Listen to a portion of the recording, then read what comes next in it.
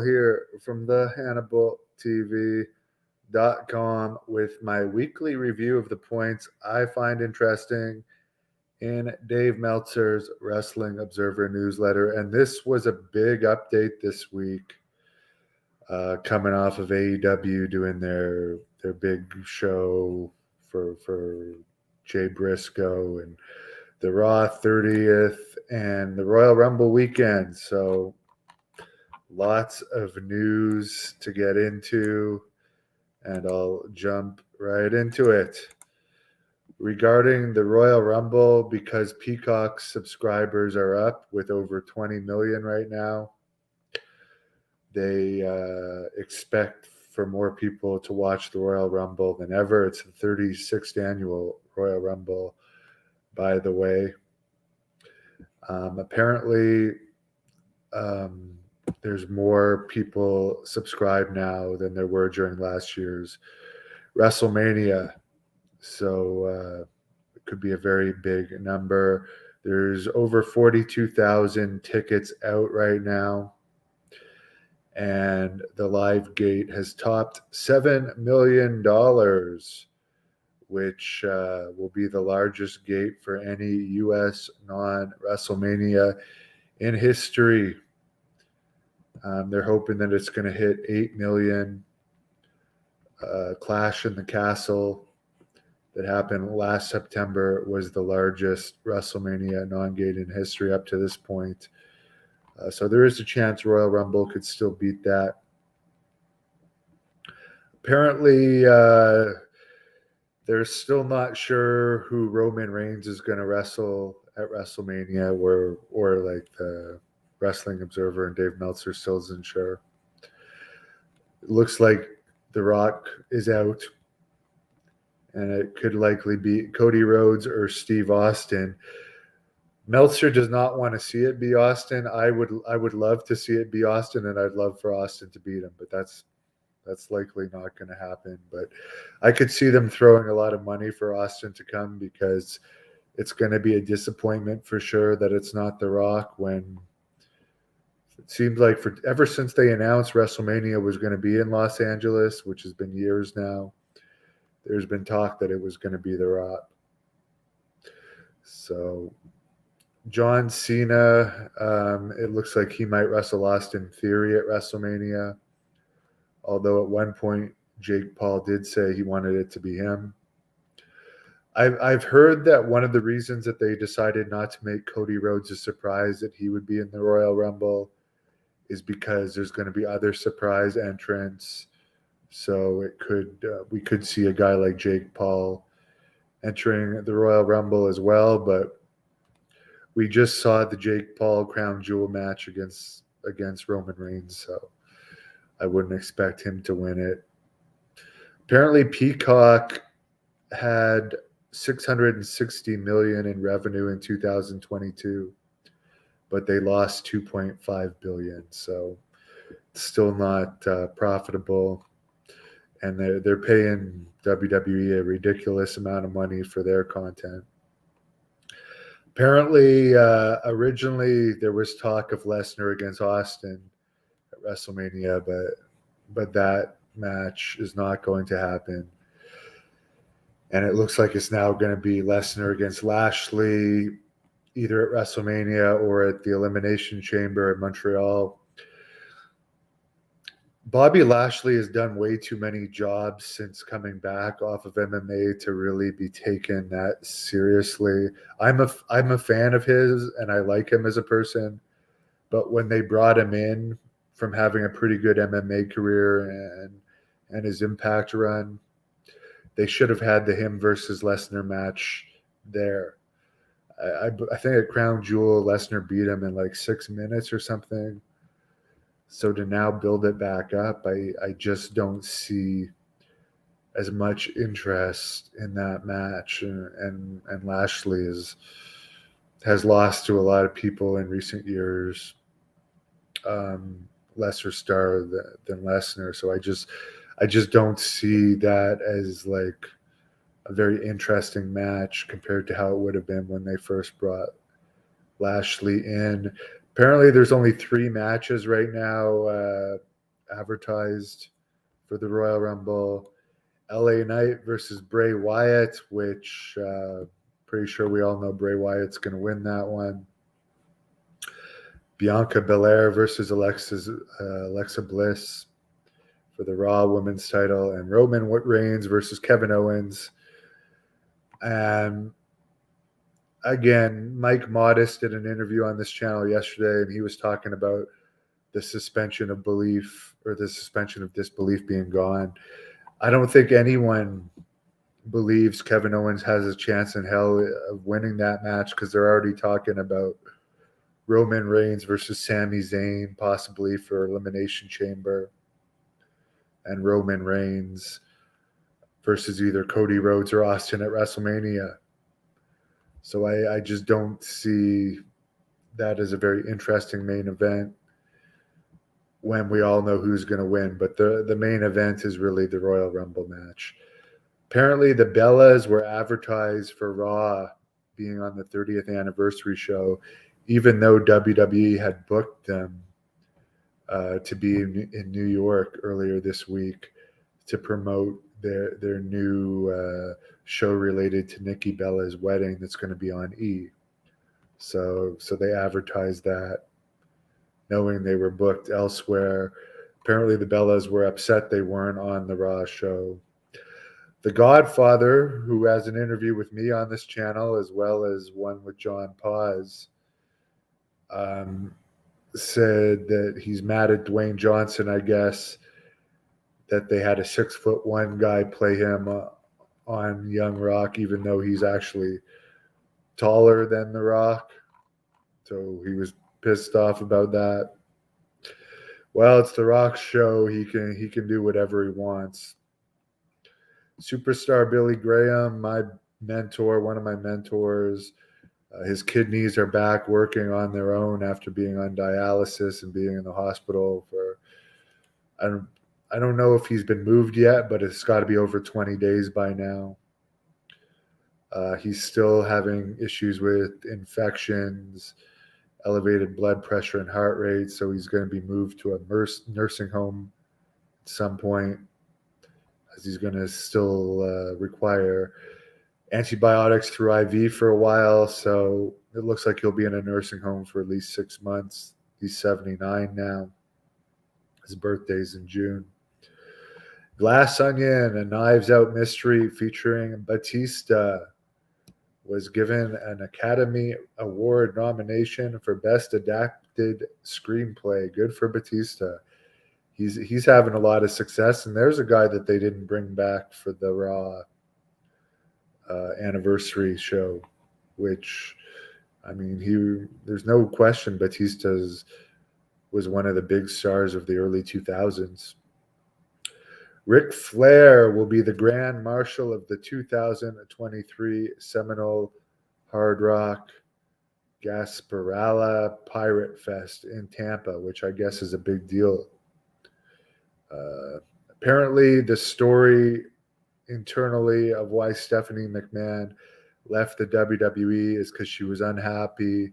She was being replaced as chief executive officer by her father, and I didn't want to do a demoted job since she's already rich and doesn't need to work at this point. Apparently, Vince has been back at the office, but working more normal hours rather than being there till very late at night like he used to be. Of course, he is in his late 70s.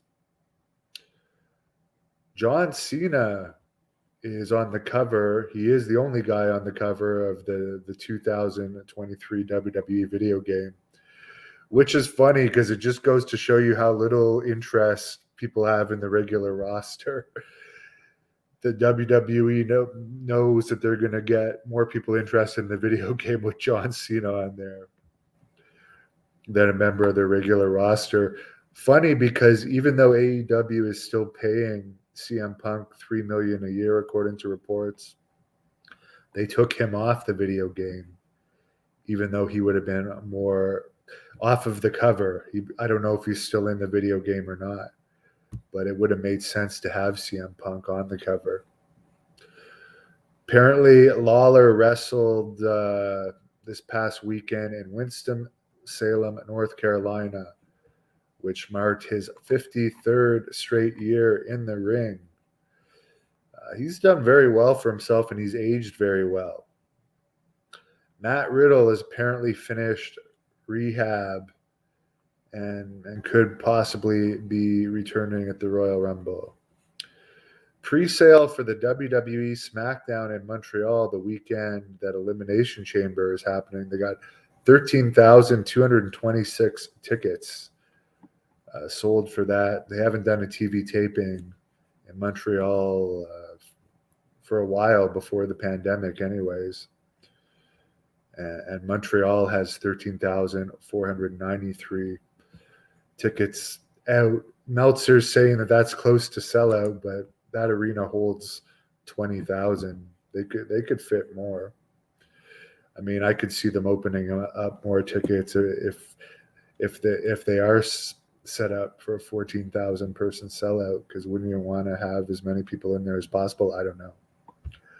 Raw the next week in Ottawa, where they haven't had Raw since 2001, has 6,200 tickets out, which is actually very good for Ottawa, but they haven't done a TV taping here since, I would say, 2014-ish. Fightful is saying that WWE is considering bringing back the Authors of Pain, who haven't wrestled since September 2020, to my knowledge. Triple H likes to bring back people that have been inactive. WWE has dropped the name Banger Brothers for Sheamus and Drew McIntyre because of too much confusion with the Bang Brothers porn company. Yeah. In AEW news, Warner Brothers cleared Mark Briscoe to wrestle on their network going forward. And he had a match against Jay Lethal in Lexington, Kentucky this past week on Dynamite. I've never actually been to Lexington. For some reason, I don't know why. I've been to Louisville a few times. In ratings, WWE did its highest rating in 3 years, 0.7 for their Legends show. They had 13,900 paid, and they claimed 16,957 in the building. So they either comped a hell of a lot of tickets or are exaggerating that. But there's no doubt that it was sold out, and it looked great. And apparently it was the highest gate ever for a Raw, which Meltzer says in the ballpark of 1.5 million. Of course, it's because they put tickets crazy high. Dynamite did a 0.2 rating from Lexington with 5,300 paid. 5,700 in the building. Power Slap was up this week, 0.13. I did watch the highlights from the first week, and I've heard some people say it's no more dangerous than football. I would definitely disagree with that. You're allowed to wind up and hit a guy as hard as you can in the face, unprotected. I mean, that's a lot worse than your average football game. And I think there was 5 knockouts at least in the first episode. NXT did a 0.12 rating. Rampage did a 0.13 rating. SmackDown from Detroit did a 0.55 rating. 11,200 paid. 14,239 in the building. So a lot of comps. Women of Wrestling did a 0.06 rating. Tony Khan said he had to work hard to get Mark Briscoe cleared to appear on television and dedicate the show to Jay Briscoe. Apparently, both of the Briscoes have been on six-figure contracts since early 2021, but have only wrestled on the Ring of Honor broadcast so far. Good for them. I will say AEW is great to work for because you hardly have to wrestle. And I don't know if they have any contracts under six figures. If they do, I haven't heard of one.